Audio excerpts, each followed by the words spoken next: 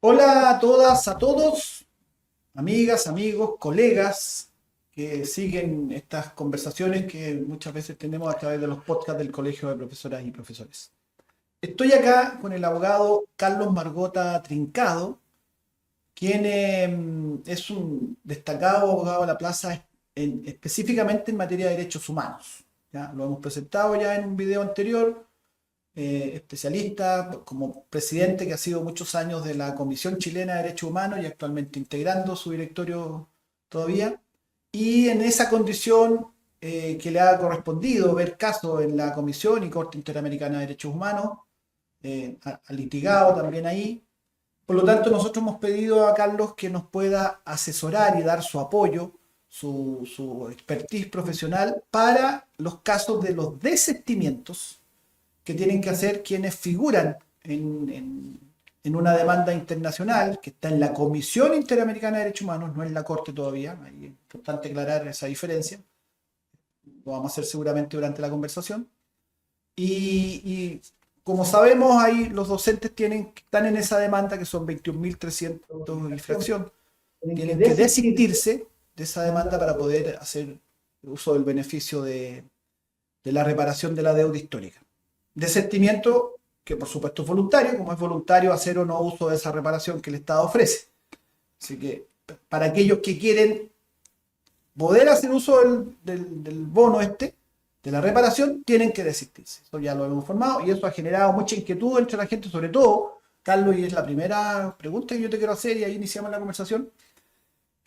La gente, la mayoría de esos 21.300 docentes no sabían que estaban en una demanda internacional. Eso es muy extraño. Me gustaría que tú nos pudieras explicar cómo es que la gente puede estar en una demanda internacional sin que hubiese firmado algo, lo hubiese sabido específicamente, que le hubieran preguntado su parecer para estar participando de una demanda internacional. Bueno, en primer lugar, junto con saludar a todos y a todos que nos van a ver en esta conversación, nos van a escuchar, yo quiero decirles que probablemente lo que ha ocurrido, según lo que se me ha informado, es que en su momento los profesores firmaron un mandato judicial ante una notaría aquí en Santiago o en alguna región del país, que era un mandato judicial que se entrega siempre a un abogado, que entiendo que en su momento le fue otorgado este mandato para efectos de accionar ante los tribunales chilenos, a objeto de perseguir el pago de la deuda histórica. Pero se perdió ante los tribunales chilenos.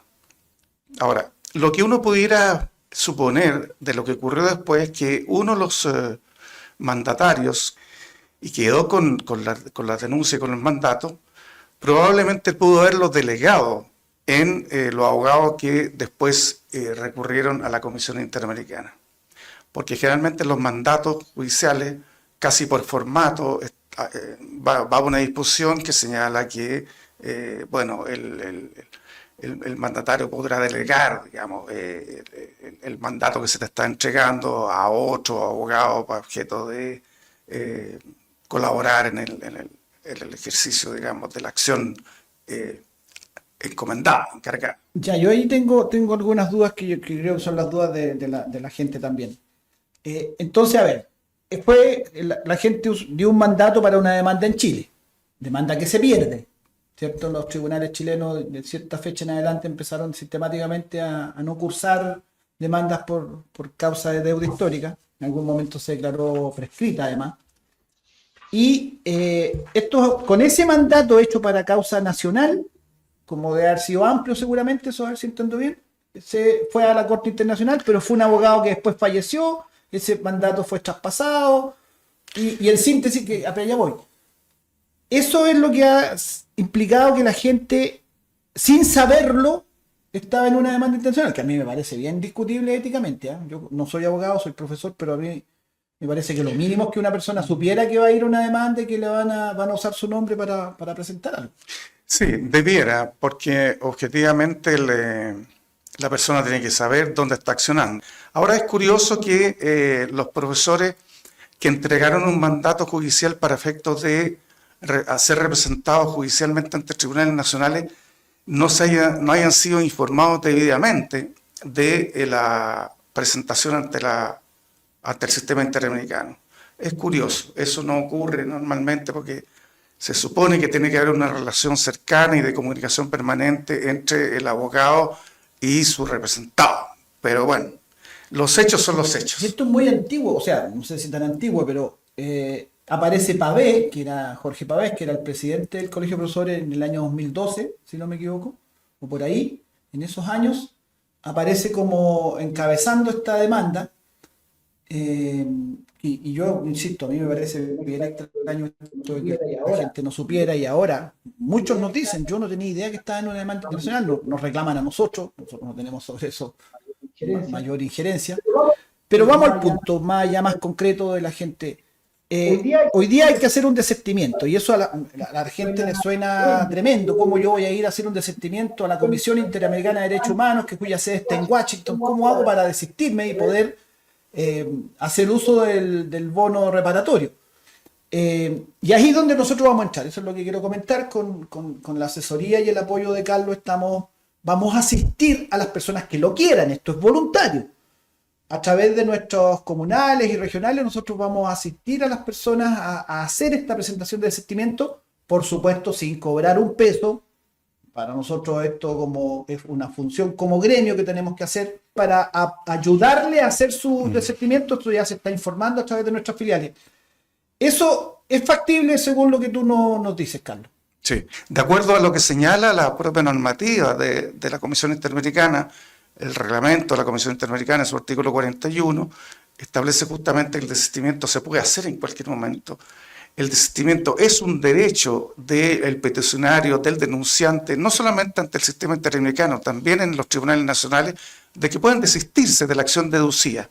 Y eso justamente es lo que se trata en esta asesoría que estamos haciendo al colegio y con gran despliegue también del propio presidente, directorio y demás dirigentes a lo largo y ancho del país, es buscar un procedimiento muy rápido que permita que esa expresión de voluntad, esa decisión libre y soberana de cada profesor que quiere acceder al beneficio y por lo tanto quiere salvar este obstáculo y cumplir con el requisito que establece la ley para acceder al beneficio, se haga con prontitud y con celeridad.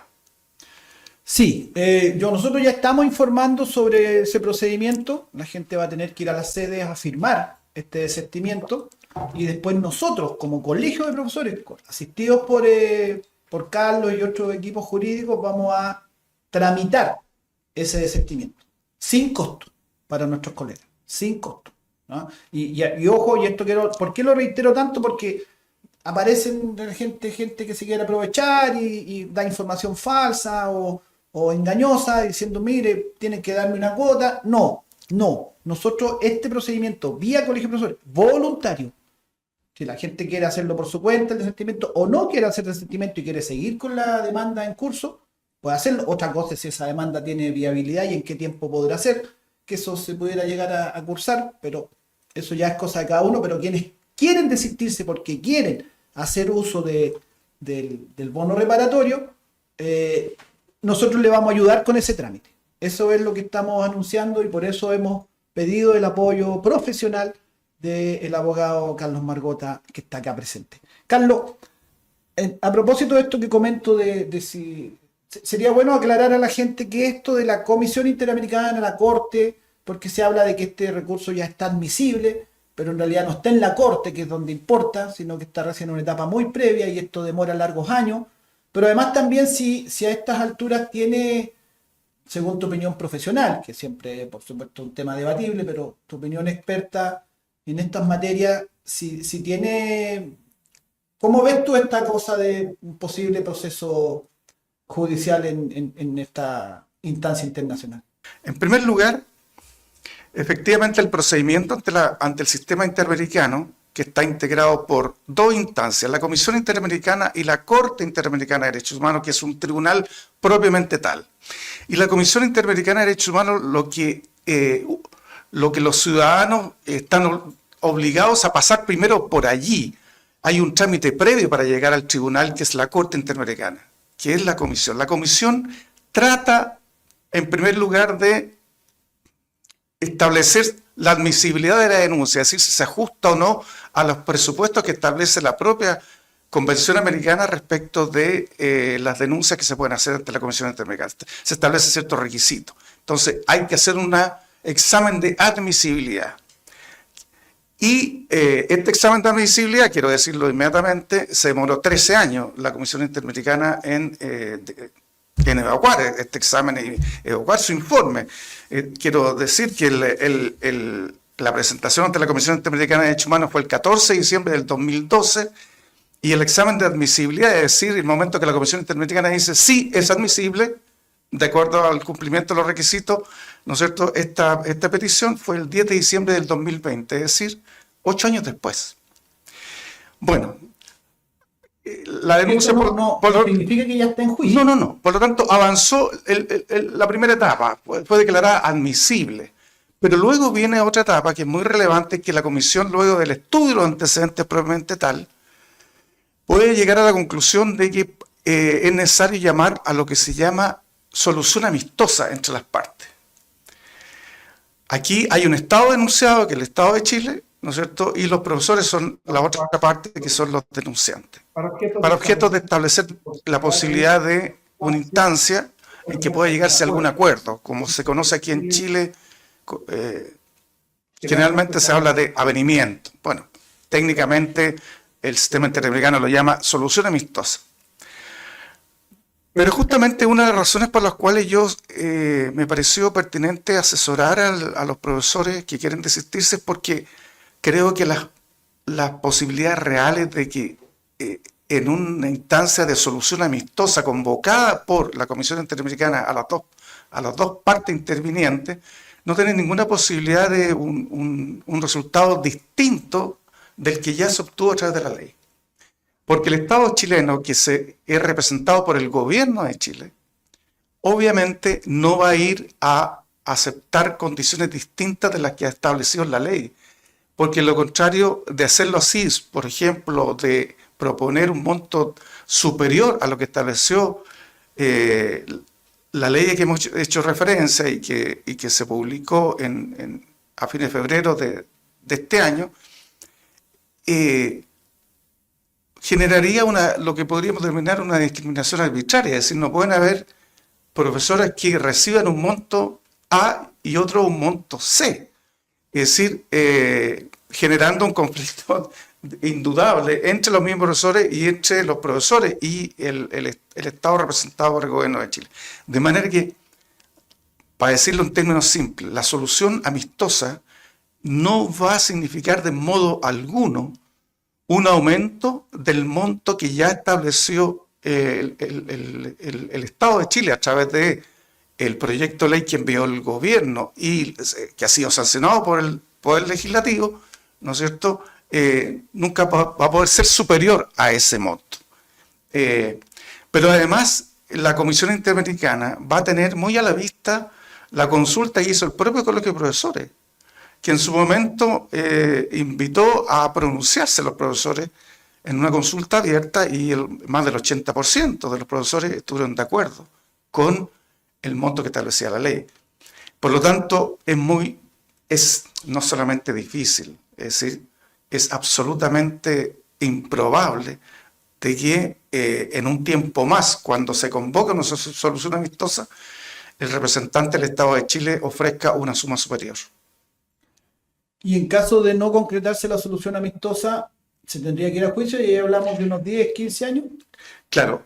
Lo que pasa es que si no hay solución amistosa, ahí la Comisión Interamericana de Derechos Humanos hace un examen y decide, de acuerdo al mérito de los antecedentes, si pasa los antecedentes a la Corte Interamericana para que en un juicio en contra del Estado de Chile se pueda verificar esta situación. De acuerdo, repito, a los antecedentes que están en curso y que tienen que ver fundamentalmente, repito, con un hito. El hito relevante es la dictación de esta ley a principios de este año y que otorga un bono de reparación parcial de la deuda histórica que, más allá de que los profesores y profesoras legítimamente piensen con fundamento de que puede ser un monto que no se adecúa, digamos, a lo que es efectivamente la deuda histórica, ya es un hecho y además ha sido aceptado. Esa realidad es muy difícil de que pueda ser desvirtuada a través de un juicio ante la Corte Interamericana de Derechos Humanos. Eso los profesores y profesoras tienen que saberlo, porque a mí me parece que es muy importante, y en esto creo que el colegio ha tenido una actitud y un sentido de responsabilidad que hay que valorar, de que no se puede generar falsas expectativas dentro del profesorado. O sea, en síntesis, tú estás diciendo, Carlos, estoy tratando de simplificar el concepto, que habiendo ley de reparación es muy difícil que la comisión o la corte cursaran o dieran pie a un fallo contra el Estado de Chile por este tema. Claro, en síntesis, uno, el trámite que pudiera venir en un tiempo más, después de haberse evacuado el informe de admisibilidad de la denuncia, ¿no es cierto?, después de 8 años de presentación, desde la presentación, es que en la Comisión Interamericana puede convocar una solución amistosa.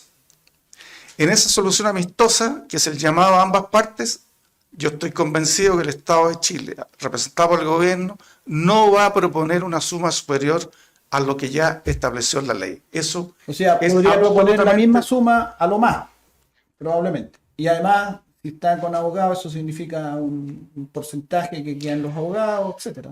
Por supuesto, por supuesto, por supuesto. Y por eso que creo que las personas tienen que tomar su decisión libremente sobre la base de todos los antecedentes que muchas veces, producto del lenguaje jurídico, producto de las normas jurídicas que a veces no son del todo claras y del todo entendibles para el ciudadano común, pudieran no tener una precisión respecto de cuál es la situación que enfrentan desde el punto de vista de la realidad concreta.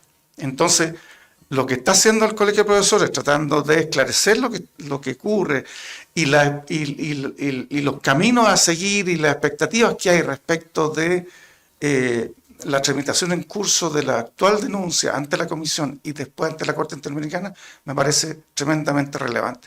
Con los antecedentes en la mano, el profesorado va a decidir, pero eso es lo que es muy importante, que sea una decisión libre, soberana y con todos los antecedentes en la mesa para decidir. Y que no sea una decisión basada en la generación de falsas expectativas, porque eso me parece que es un engaño al profesorado, sobre todo teniendo presentes dos hechos que son fundamentales.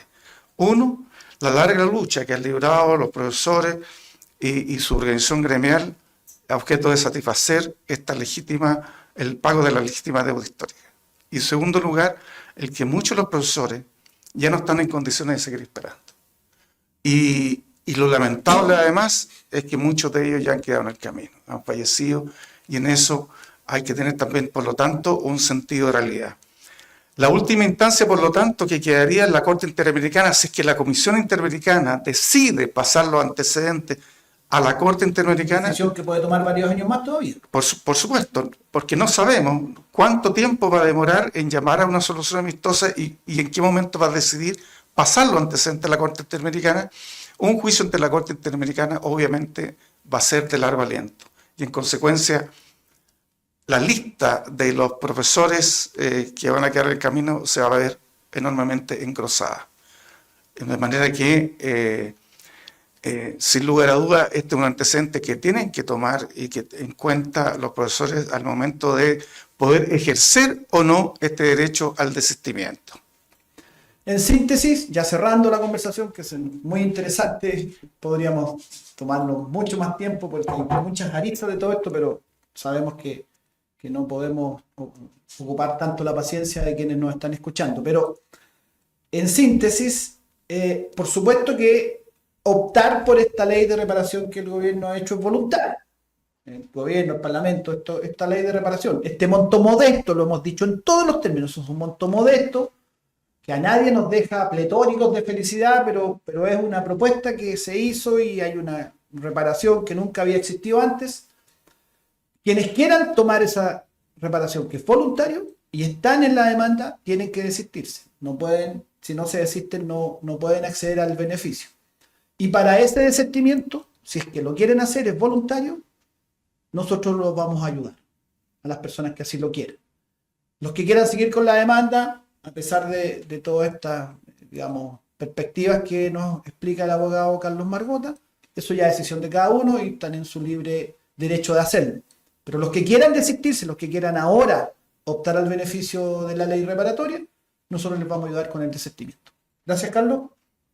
Bueno, gracias a usted. Y por cierto, ya hemos ido avanzando en esta asesoría y nos hemos puesto a disposición del colegio para que prontamente los profesores puedan canalizar su decisión libre y soberana de desistirse de esta acción, cumpliendo así con el requisito que establece el artículo 2 de la ley y así poder acceder al beneficio con los tiempos del sistema interamericano, pero quiero también transmitirles que la idea es justamente que este procedimiento, quiero reiterarlo, sea lo más expedito posible, porque muchos profesores no pueden seguir esperando. Y nos parece, digamos, que ese es una noble causa que nosotros asumimos con mucha fuerza y convicción. Gracias. Hasta una próxima ocasión.